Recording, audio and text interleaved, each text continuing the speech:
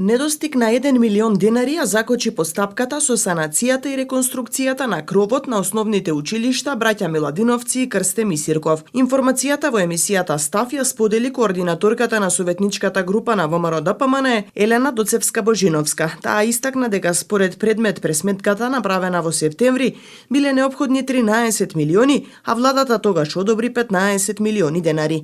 Но според новата предмет пресметка, новите цени, неопходни се 16 милиони денари, односно процесот е закочен бидејќи владата треба да одобри дополнително уште 1 милион за да Министерството за образование и наука распише тендерска постапка и бара изведувач. Владата донесе одлука за да издвои на крајот на месец август, мислам беше средства, 15 милиони денари за реконструкција на кровот.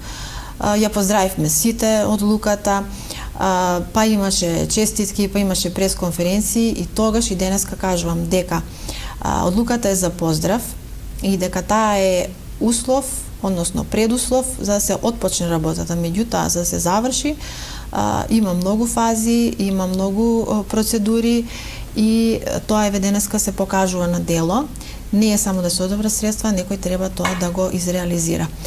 Реакции има, како што кажав, голем дел од нашите сограѓани, од родителите сметаат дека владата ги одобрува средствата, меѓутоа општината е таа која што треба да ги заврши работите, а тоа не е така. Бидејќи се работи за капитален проект и владата ги оделува средствата, всушност и целата постапка ја треба да ја заврши владата. Од распишување, тендерска документација, од надзор до се.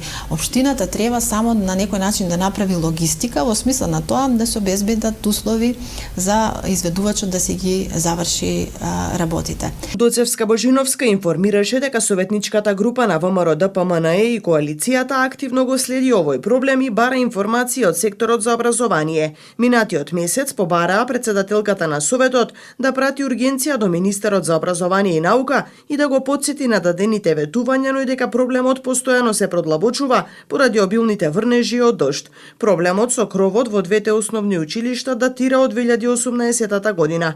Изминативе 2 години училиштата алармираа за влошената состојба. Неколку пати ја аплицираа до Министерството. Поради влошената состојба надлежните одлучија учениците од третиот кат учебната година да ја почнат во гимназијата Гоце Делчев и исторениот објект на Браќа Миладиновци. На 2 дена пред почетокот на учебната година владата информираше дека се обезбедени 15 милиони денари за оваа намена.